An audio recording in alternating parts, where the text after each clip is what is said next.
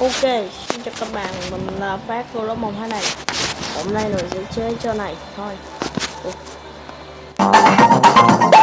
Chơi trò này và mình cũng biết chơi trò này.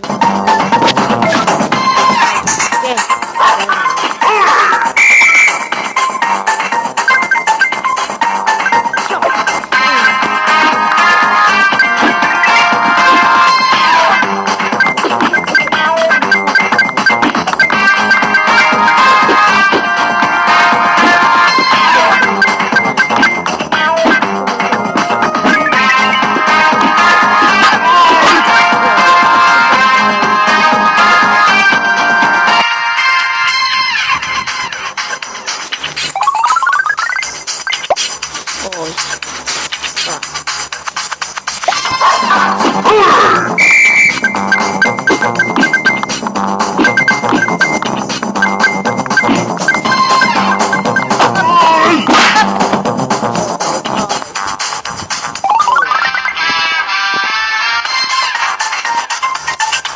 Anh